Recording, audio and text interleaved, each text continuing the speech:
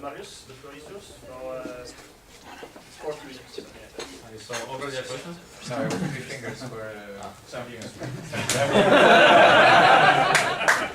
Thank you, Joe.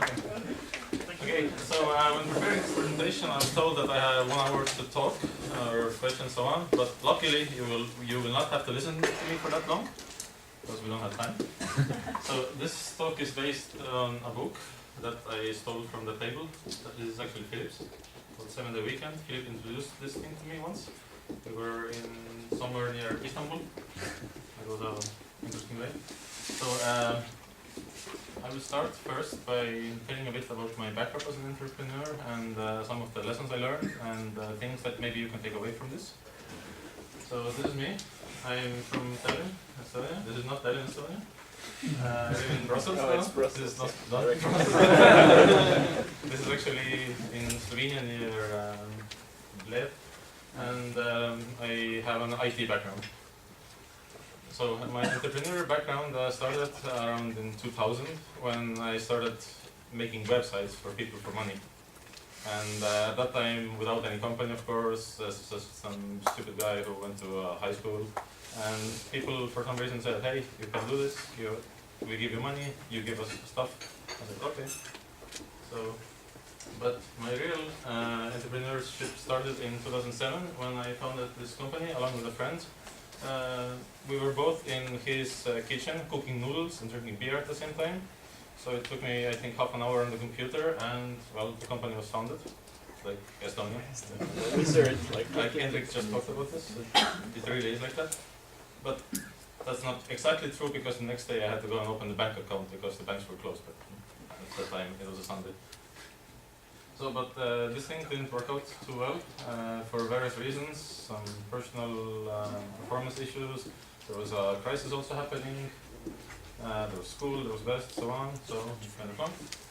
But one thing that I do remember from that time, and with the company I was doing just websites and web projects, is that in order to actually get rich quick, then it's not a winning strategy to sell your services as an IT consultant, but the best is to just create a product like Google or Facebook, and then you will automatically be awesome. I tried that, but didn't work out so well. I ended up in the middle of nowhere.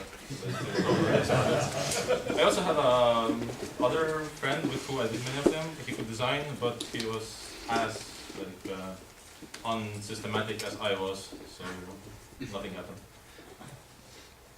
And I also did multitasking, which is good if you're an Indian goddess, as you can see from the picture.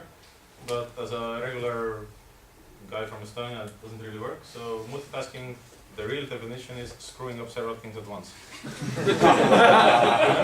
If someone tells you that they are a good multitasker, just, I don't know, take one of these hands and slap them. Okay, so who knows what's this? Okay, so it's the Groupon cat. I don't know why they have a cat, but they have a CEO who sometimes runs around in monkey suits in the office. They also have a cat for that. And along with the continuation of the story arc that Hendrik said, along with a couple of friends, we created, with a lot of pizza and Coca-Cola and sweat and more sweat, this thing, which ended up becoming the biggest daily deal site in Estonia. This is, for example, when we had the most controversial offer where we were selling 40% off every flight you could take with Estonian Air. That basically included from any point. Xavier can tell you later how you could sometimes get good connection with this. But halfway after we sold 6,000 vouchers, and this price was something like 40 euros for it, and people at the company completely freaked out and they ordered us to cancel this campaign. But we promised that it's like one full day, so everyone was upset about us. But then we diverted the blame to the air company, so we were sick. Okay, but what's the difference between the various different projects I started back then with the previous company and this Cherry? Is that, well, I had various good ideas back then. The market was okay, the ideas could have worked, but now with Cherry we really did have a strong team actually could implement this, and a team that was focused and determined to make it happen. I don't know who is who from the team from this picture. I hope I'm not the one on the right. Yes, you are. But lesson to take away is that if you do have a good team, then you can succeed.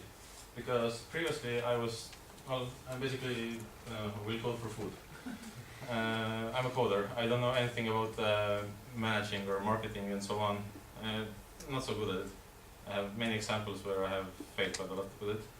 So with other people to take care of this, I could focus on what I did best. And for some reason, that kind of worked. So if you're good in something, do that something. Don't try to do everything. Find people who will do other things for you so you can focus your strengths on what you need to do. And well, this is after we launched Cherry, we got like 20 clones who did the same thing. This is the market share of September this month.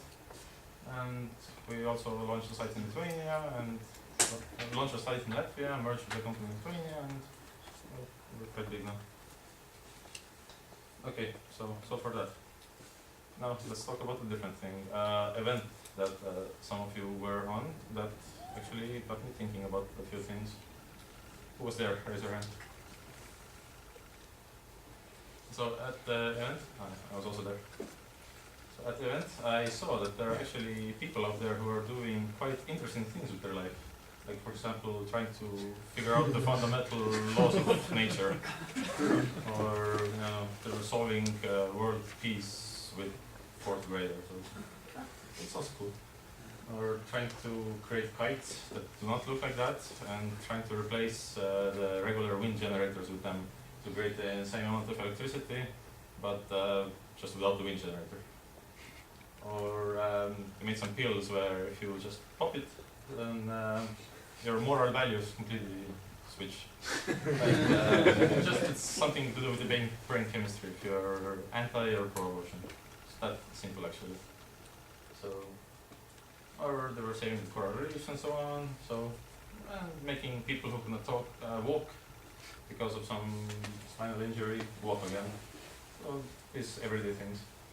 So, I got to thinking that even though I really love working for my current company, finding out how the universe works seems a bit cooler than coding HTML. I don't know if you agree with me or not, but now I want you to imagine a world where you can do what you're passionate about all the time and get paid for it. Can you imagine such a world? Can it exist? So let's do a quick show of hands now. Who of you is seriously passionate about your current work?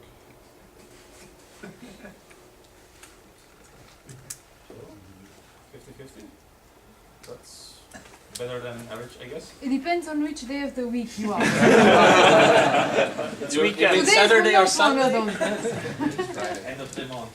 It's a good day, I guess. Well, this guy who wrote this book said that if he goes through some management seminars and asks people like, okay, write down on a paper what do you want to be doing right now. Nobody writes, I want to be here in this management seminar. Everyone wants to either be fishing with their family, with their friends, or even back at work, doing the boring stuff. So, this guy, you maybe remember him, was once an influential guy. He said that at some point he heard when he was 17 saying that if you live your life in a way that you think that if you live your life in a way that your current day would be the last, then someday you will be correct. I think it's shitty timing, but he was correct. But this made him think that he said in the Stanford speech that he gave in 2005 that for the last 33 years he had been looking into the mirror every day and asking if this would be his last day, would he want to do what he would be doing today. And he said if the answer is no too many days in a row, he needs to change something. So keep this in mind. And we are halfway through the presentation, almost. So part 3. Now I want you to think of, to get to know this company. Who has heard of this company called Senko before? Indiana. So it's a simple company that does various things. It's a business company, and he did write a book about it. And we'll cover the title so you don't guess what they do. They have a successful company by all measures, but they have a few changes. For example, they do not have any official structure or any organizational chart, business plan, company strategy, 2-year, 5-year plans. They don't have a goal for the company. No goal, it just exists. There's no mission statement, no long-term budget, and often they don't have a fixed CEO at all. Does it sound like a normal company to you? Well, they also don't have any vice presidents, no CEO or chief information officer, no standards, no practices. They don't have an HR department, career plans, job descriptions. They don't even have contracts with employees, just work there. Nobody approves expenses, and nobody approves any reports that people write. If they write the reports at all. You know about reports. So, what do you think about such a company? Mafia. Mafia is well organized. Mafia has a CEO. Mafia has a CEO. It says often in this. Tony Montana, is it? Anonymous. Anonymous. Well, they're not really a company. Well, one thing that their success is not only measured in profit and growth. So, what do you think about this kind of company that allows your workers so much freedom? You think of this, that we started working flexi time, and that was the last result. So just to give people freedom, what they do is they just, okay, take all the money and go. Reality is something like this, that they spend, this is probably a Tuesday afternoon, staying at home with a cup of hot Java and coding happily, or writing reports. So, can you guess where such a company exists, actually? Like, if such a company could exist, what country would it exist in? Estonia.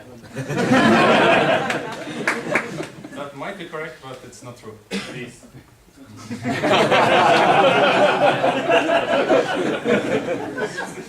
Well, okay, I will get back to you later. I have the slide order messed up a bit. They employ 3,000 people, and everyone in the company follows these exact same nothings. Their biggest problem is this. They're from 1994 to 9 years later. They have grown. Who can calculate how many times? 7. 7. Okay, thank you. I'm too lazy. Is that a problem? They are located in Brazil. Drug cartels. Of all countries, you would expect Brazil or some Latin American countries to be where people just do a halara or siesta or whatever they call it at that place all the time. Like, if you tell people that you can do what you want, what will they do? Brazil. But, I forgot to mention before that with all the talks about copyright before, this is not a good example. All these pictures are from Google image search, and no copyright for any. And Philip will cut this out from the maybe. So what their company is based on is that the assumption that if you give intelligent adults responsibility, they will act in it. People are considered, or grown-ups are considered to be adults in everyday places in their lives, in their family, in taking your children to school, in the supermarket, so on. But why is it that in most companies, every worker is considered an adolescent that needs to be severely monitored, controlled, looked after? It's basically because people think that if you don't look after people, they start doing bad things. But these guys take it to an extreme. I don't know who these guys are exactly. but they all have the fake smiles on, so must be a happy bunch. They are all given responsibility in the company, and they can do what they want. But the thing is that they all know that they have families to feed. They all know that they have their career aspirations to attend to. They all know that they want to live a good life. So if they would just vanish from the company, take half of the budget with them, and not work at all, the company would not go there. They would not get the things that they want from life. Just not happen. Everything would collapse. So this company stays afloat, and quite nicely afloat, as you saw from the numbers. Simply by relinquishing control and giving it to the workers, who are free to do what they want. And I will tell you some of the business practices that they employ in the company. First one is asking why. Like to question everything. If someone says, we have to do this because we just have to, why? Like, for example, Christy, you have to attend the board meeting next Tuesday at 4. Yeah. Why? So you ask why. If, let's say, a child asks you some question like, Mommy, why is the table blue? Because it was painted blue. Why? Because that's the paint they used. Why? After a while you get to the point where it doesn't make sense anymore, and then you have to rethink everything. And most companies these days do not want to reach that point because they don't want to rethink everything. They're afraid of that. They ask it all the time, and it's what powers them. And it's giving away the remote control that managers have. There, if I remember correctly, there are no real managers in the company, just people who organize themselves into teams of 6 to 10 people and work on something. It is proven, you can ask me why later, I can just give you a TED video, that if you want to motivate people to do good work, then money is a motivator only until a certain point. If your living expenses are covered, then what people want to do with their lives is to be challenged, to work. People get bored when they have nothing to do, when they just want to spend, when they just have to spend their entire day watching TV. It's fun for a while, but okay, maybe apart from Sevilla. I don't watch TV. Okay. Even Sevilla doesn't watch TV. So people want to be challenged. And the other thing is that when people are challenged, meaning that they are earning enough to live comfortably, they're challenged, then that produces the best work that they produce. People don't want to do the same boring stuff day in, day out. Going to the nuclear power plant of the Simpsons and pressing a button daily. They don't want to do that. They want to do something new and interesting every day. And well, this company offers that. Company stress is also a very common thing. How often have you thought of pulling your hairs out in a company meeting? If you have hair. Yeah. Sometimes it happens. In this company, Semco, you have a very good work-life balance. Meaning that if you want to take your girlfriend, wife, boyfriend, husband, not all of them at the same time, the movies, let's say on a Tuesday afternoon at 2 p.m., just go. You don't need to tell anybody. It's up to you. You're a responsible adult. You do what you want. If you want to work on a Saturday, fine. And this is where the 7-day weekend concept comes from, is that they don't have what is a weekend in the company. You just work when you want to. And provided that you get the stuff done. And this work-life balance really reduces employee stress. It's quite logical if you think of it. If you can do what you want and be challenged at work and make good money out of it and have time for your family when you need it, that reduces quite a lot of stress right there. Meetings.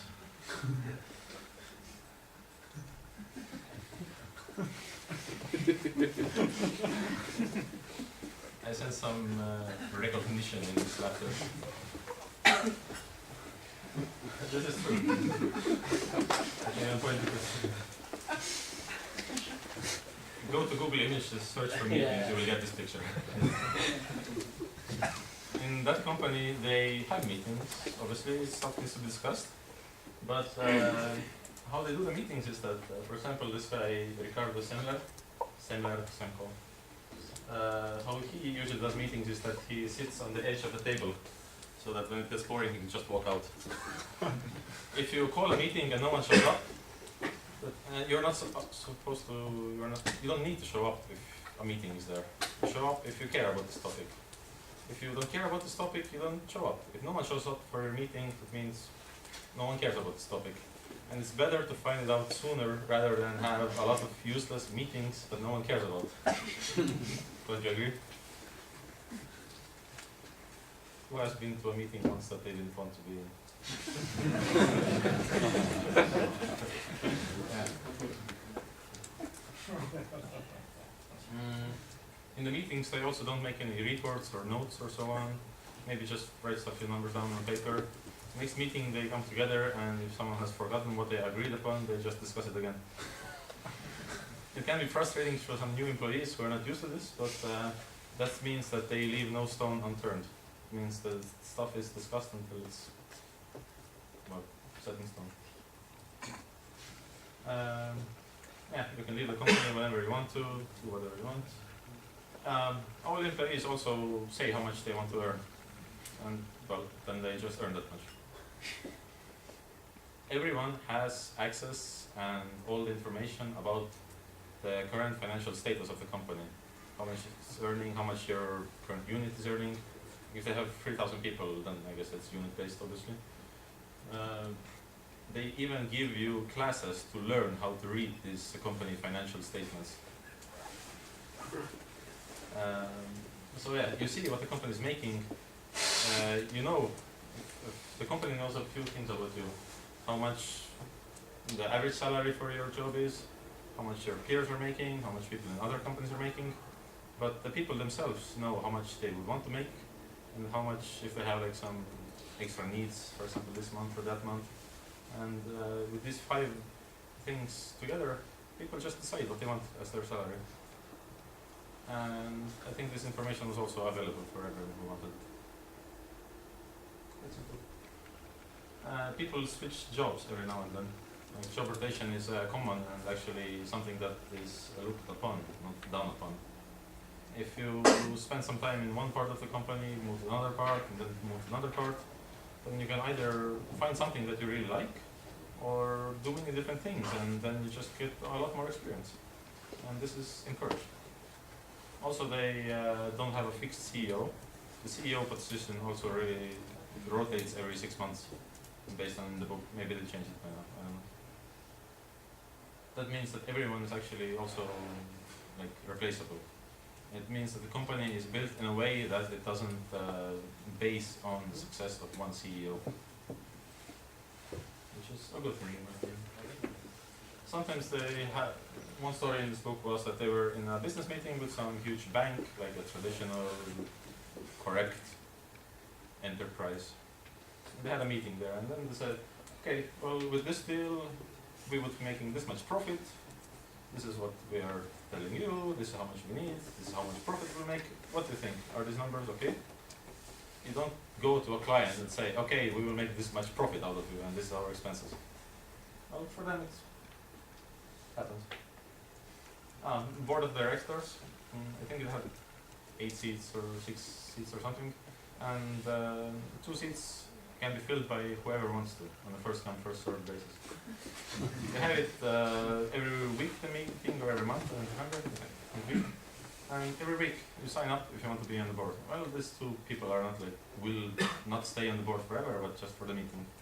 And they have a vote that counts as much as anyone else's. So someday you might have a janitor in the board meeting. It's completely normal.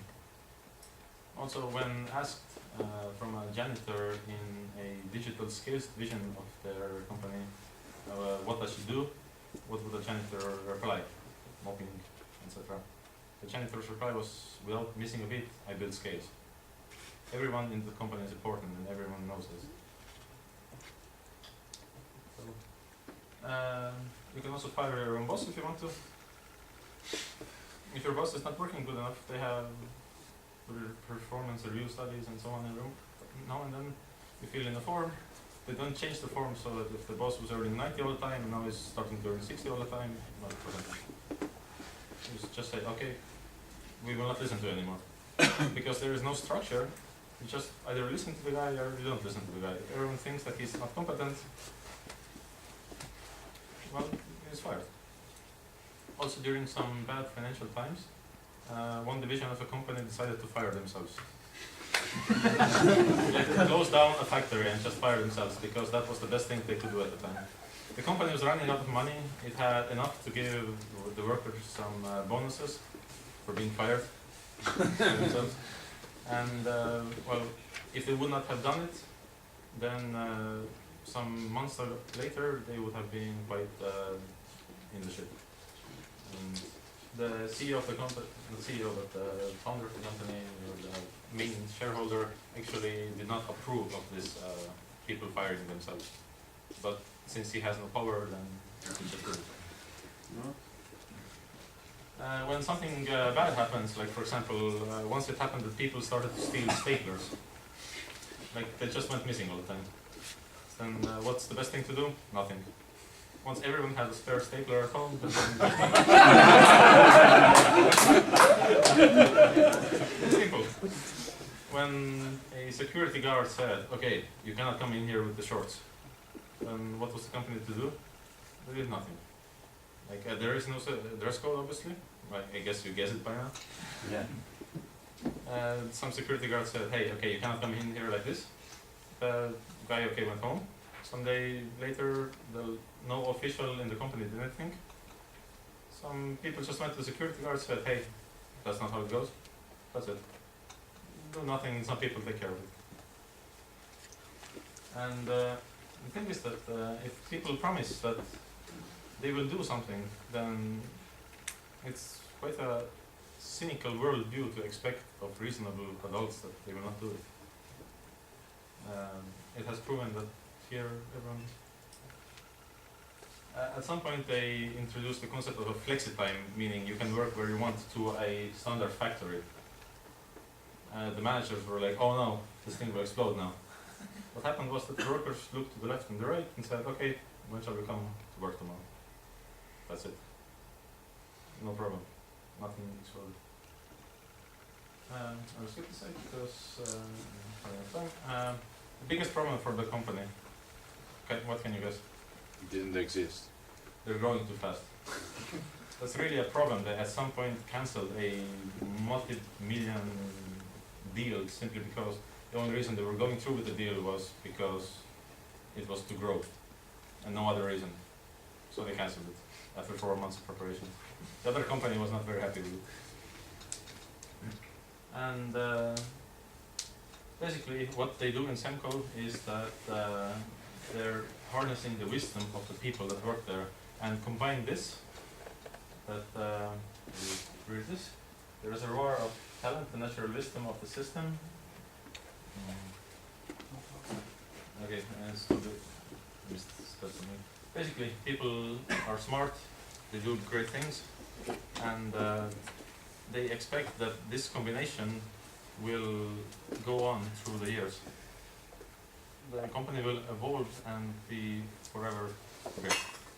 So, the last part, also quickly.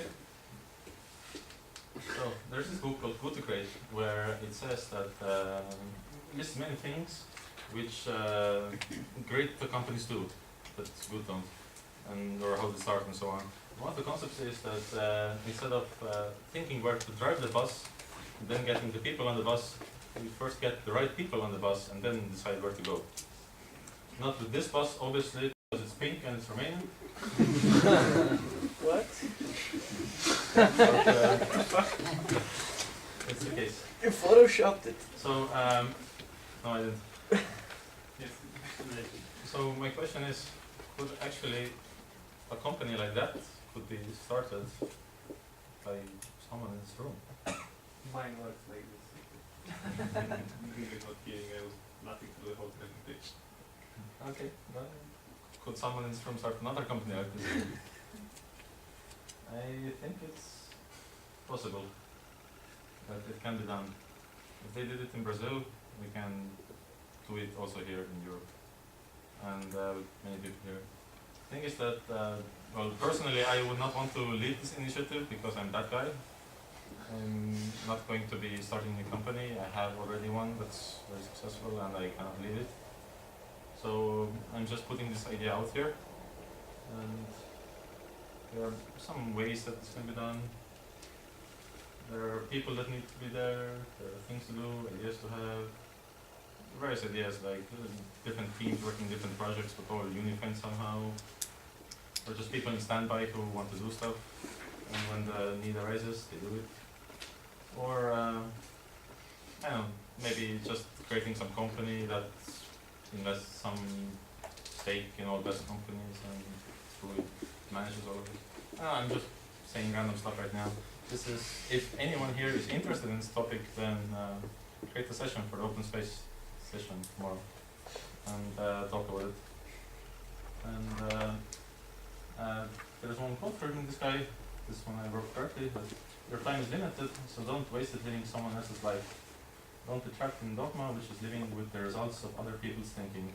Don't let the noise of others' opinions drown out your own inner voice. And most important, have the courage to follow your heart and intuition. They somehow already know what you truly want.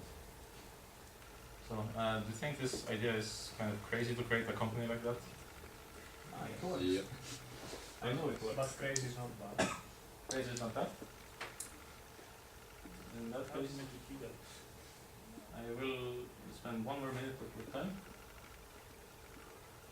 And obviously. What some don't know is that this was actually read on by Steve. What? Steve was the one who was reading. So, that's it from me.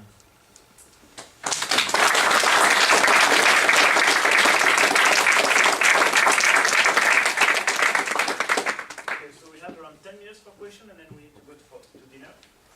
Okay. You said I think quarter past. So, who has questions, raise the hand so that I can figure out how many. Christian, Jean, Nicolas.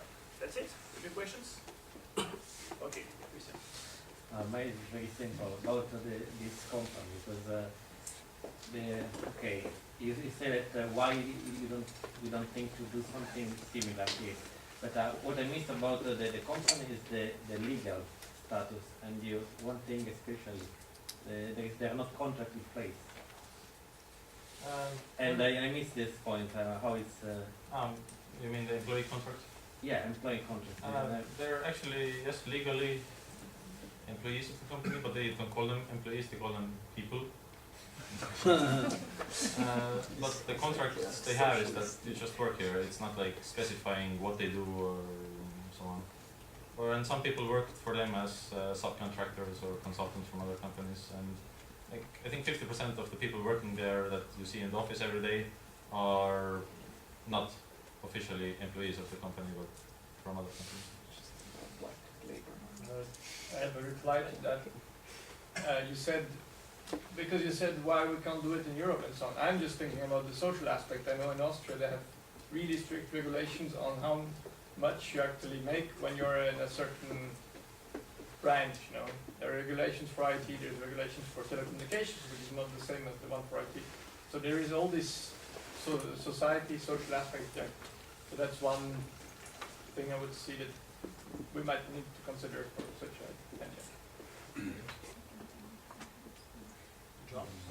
Yeah, well, you can do it in Estonia. Yes. We don't have that. But Estonia is like the Brazil of Europe. The beach wasn't the Portugal. But my question was, I mean, you talked quite a lot about the company, but I don't understand what was the product that they do, and if it's not porn or drugs, do they, where do I sign up? They started by creating hydraulic pumps, then made a lot of stuff to the Navy, like big machinery.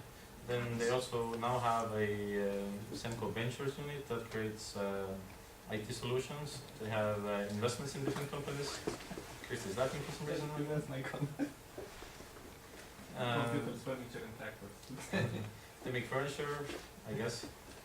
They operate facility management services and so on. What he writes in the book at one moment is that he is not actually sure how many businesses they have different.